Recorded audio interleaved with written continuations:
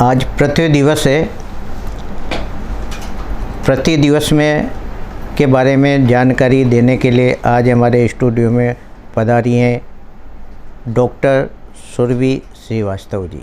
Doctor Surabhi Srivastava ji से पृथ्वी के बारे में जानेंगे और पृथ्वी दिवस मनाने का क्या कारण है, क्यों मनाया जाता है, उद्देश्य क्या है, इसके बारे में इनसे विस्तार से हम बात करेंगे। आइए बात करते हैं डॉक्टर सुरभि जी से।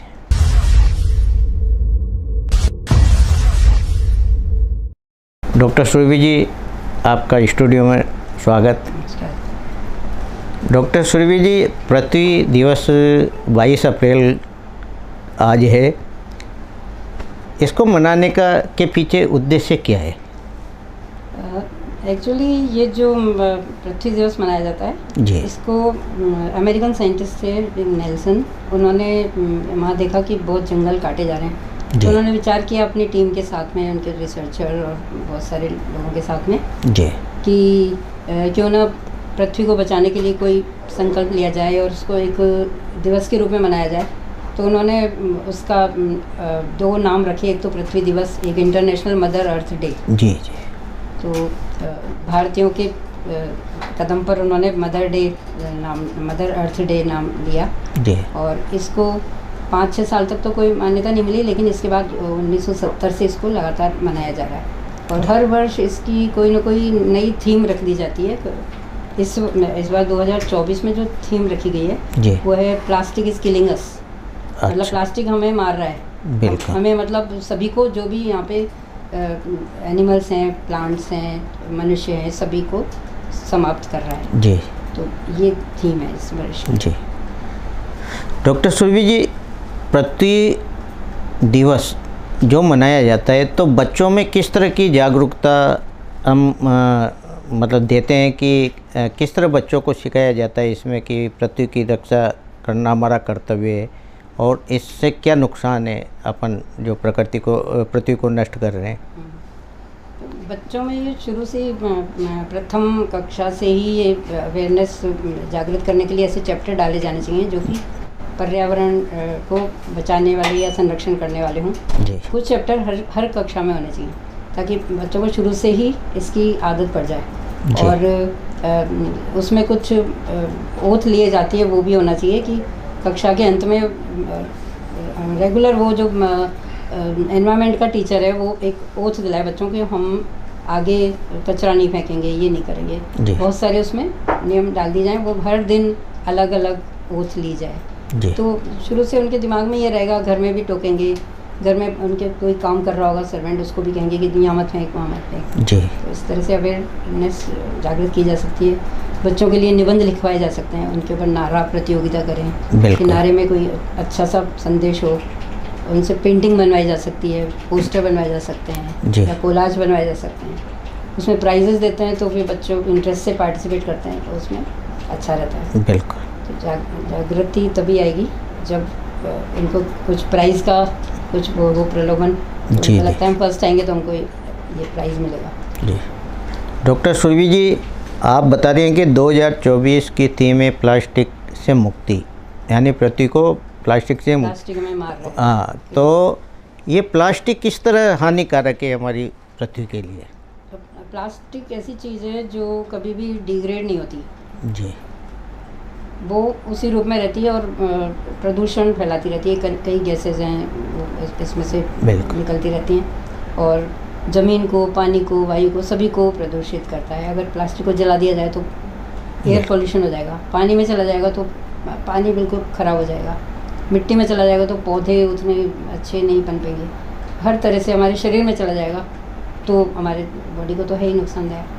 एनिमल्स खा रहे हैं। हमारे यहाँ डॉक्टर साहब पढ़ाने आते थे जी, डॉक्टर अखिलेश पांडे, वो बताते थे कि मैं जो ऑपरेशन करता हूँ एक गाय का, उसको अफारा हो रहा है, बहुत पेट फूल रहा है, तो लोग कहते थे कि इसका शायद प्रेग्नेंट है गाय। जब खोलते थे उसका पेट तो कम से कम 20 केजी तक मैंने वो पॉलीथीन निकाला है उन्होंने।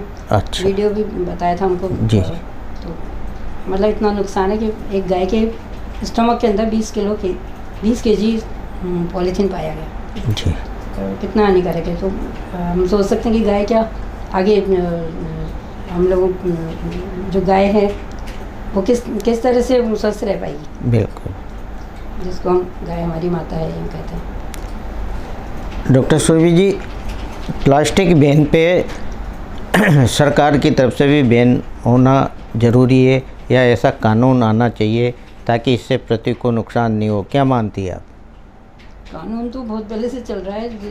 पिछले साल 1 जुलाई से बंदी कर दिया गया था जी कि कोई प्लास्टिक यूज़ नहीं करना चाहिए, लेकिन फिर भी लोग धड़ल्ले से कर रहे हैं। मैंने तो करीब 20 वर्ष से प्लास्टिक का जो उपयोग है वो लगभग बंद कर रखा है। जहाँ पे बहुत ही आवश्यक हो सिर्फ वहीं प्लास्टिक आता है, नहीं तो मैं कचरा भी प्लास्टिक का कचरा बिल्कुल नहीं फेंकती हूँ जी। और जो बॉटल होती है उसके अंदर मैं डालती जाती हूँ।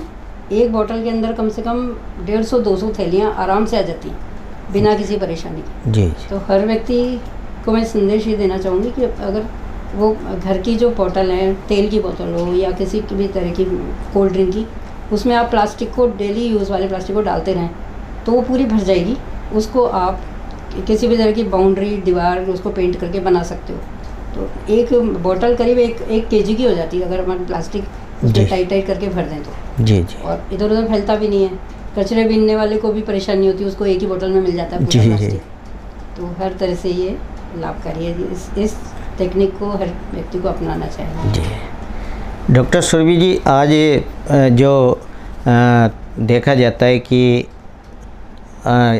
तापमान में वृद्धि हो रही है, तो पृथ्वी पर वृक्षारोपण या अधिक पेड़ कटना, इसका क्या प्रभाव आप मानती हैं? हाँ, जो वृक्ष, पेड़, झाड़ी, पौधे सभी हैं, जो भी प्लांट्स हैं, वो ऑक्सीजन रिलीज़ करते हैं वातावरण में, जबकि हम लोग कार्बन डाइऑक्साइड रिलीज़ करते हैं। जब पौधे कम होंगे और प्राणी ज़्यादा होंगे तो नेचुरली कार्बन डाइऑक्साइड की मात्रा बढ़ेगी। तो हमें ऐसी प्रक्रिया अपनानी चाहिए ताकि पौधों की संख्या बढ़े और वो ऑक्सीजन रिलीज़ करें। क्योंकि कहते हैं कि हमारे जो देशी पेड़ हैं, बड़, पीपल और ये जिनकी पूजा की जाती है, वो सारे पेड़ ऐसे हैं जिनमें से ऑक्सीजन की मात्रा ज़्यादा निकलती है और पेड़ों की अपेक्षा। हमारे यहाँ ये चलन है कि बाहर का कोई सुंदर सा वृक्ष है, उसको लिया है, उसमें पत्तियाँ बिल्कुल कम है, कांटे हैं, तो वो इतने ऑक्सीजन रिलीज़ नहीं कर पाएगा। जिसके पत्ते बड़े होंगे वो नेचुरली ज़्यादा ऑक्सीजन रिलीज़ करेगा। जी जी। तो बर्ड, पीपल, इनमें से बहुत ऑक्सीजन निकलती है और इवन रात को भी वो ऑक्सीजन छोड़ते हैं। इसलिए वृक्षारोपण तो होना ही चाहिए, लेकिन वृक्षारोपण के साथ में उसकी सार संभाल की ओत भी लेनी चाहिए हमें कि हम आगे भी इसको, जब तक वो एक अपना आकार नहीं ले लेता तब तक हम उसकी सेवा करेंगे, उसको पानी देंगे, निराई गुड़ाई करेंगे। आज पृथ्वी को बचाना क्यों ज़रूरी है? बच्चों को किस तरह की शिक्षा लेनी चाहिए या अभिभावकों या शिक्षण संस्थाओं को किस तरह का मतलब इस दिन मतलब लोगों तक पहुंचाना चाहिए, संदेश पहुंचाना चाहिए? बच्चों में भावना जागृत करने के लिए या इसके प्रति, संरक्षण के प्रति अवेयरनेस के लिए माता पिता को चाहिए कि शुरू से ही उनको ये शिक्षा दें कि हमें पृथ्वी का क्षरण हो रहा है या उसमें पॉल्यूशन हो रहा है, उसको नहीं आने दें। तो उसके लिए वो बच्चों को महंगे महंगे कपड़े दिला देंगे, पिज़्ज़ा, बर्गर वो खाए चले जा रहे हैं, घर का खाना नहीं खा रहे हैं। तो ये शिक्षा देनी चाहिए ताकि उस पैसे को वो अन्य चीज़ों में जो उपयोगी हैं उनमें लगाया जाए। जैसे आपने अपना खूब सारा पैसा खर्च कर दिया, लेकिन अगर आपने उसी में बहुत सारे पौधे आपने डोनेट कर दिए तो ज़्यादा हमारे पृथ्वी के लिए फ़ायदेमंद होगा। तो इस तरह की शिक्षा देनी चाहिए कि शुरू से ही वो बच्चा वातावरण या पर्यावरण के प्रति सजग रहे और आगे भी इस संदेश को पहुंचाए। जी। डॉक्टर सुरभि जी, प्रकृति के संतुलन के लिए धरती पर क्या सब चीज़ें आवश्यक है? हाँ, धरती पर सभी चीज़ें आवश्यक हैं। हाँ, वन्य जीव, पक्षी सभी की उतनी इम्पोर्टेंस है जितनी कि मनुष्य की है। और मनुष्य ने तो सबके ऊपर अपना एक एकाधिकार प्रस्तुत कर दिया है कि जिंदा मुझे ही रहना है, बाकी किसी को नहीं रहना। हम सड़क पे जा रहे होते हैं, सामने से एक चीता या बाघ या कोई भी एनिमल क्रॉस कर रहा था, तो सामने से हमारी सड़क क्रॉस कर रहा है जी, तो वाइल्ड लाइफर हमेशा बोलेगा वो सड़क क्रॉस नहीं कर रहा, हम उसका जंगल क्रॉस कर रहे हैं। बिल्कुल। हम उसके जंगल में बीच में सड़क बना ली, हम क्रॉस कर रहे हैं उनको। यानी मनुष्य ने उनकी जगह को अतिक्रमण कर लिया, अतिक्रमण कर रखा है जी। तो जो हादसे वगैरह होते हैं सड़कों पे, वो उनको पता नहीं होता, अचानक से कोई तेज़ स्पीड में आएगी गाड़ी और जी वहीं ढेर हो जाएगा। डॉक्टर सुरभि जी, आज का जो युग है औद्योगिकीकरण का, इस पर भी, इससे भी अपनी धरती पर काफ़ी प्रभाव देखने को मिलता है वायुमंडलीय वातावरण में।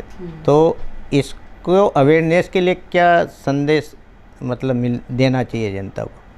एक तो ये जो वन विभाग है, ये एक तो इतने स्ट्रिक्ट रूल्स बनाए हैं जी कि जो भी इस तरह के अपराध कर रहा हो वो किसी भी तरह बच ना सके। जी, जैसे एक तो मछली पालन वगैरह करते हैं बिना किसी परमिशन के, उनके ऊपर रोक लगनी चाहिए। पानी का जो खींचा जा रहा है बड़े बड़े मोटर लगा के, जी जी, वो नहीं होना चाहिए। तो जो जानवरों को पानी पीने को नहीं मिलेगा तो वो तो पलायन करेंगे या प्यास से मर जाएंगे, ज़्यादा भीषण गर्मी होगी तो। जी, और इसी तरह जो वाइल्ड लाइफ के जो प्रोटेक्टेड एरिया डिक्लेयर हो चुके हैं वन विभाग द्वारा, हाँ, उनको पूरी तरह प्रोटेक्शन में लेके वहाँ पे कोई भी ह्यूमन दखल अंदाजी बंद करनी चाहिए। जी, जैसे आसपास हम सभी जगह देख रहे हैं, आसपास के जो 20 साल पहले जो स्थिति थी अब वो वहाँ नहीं रही।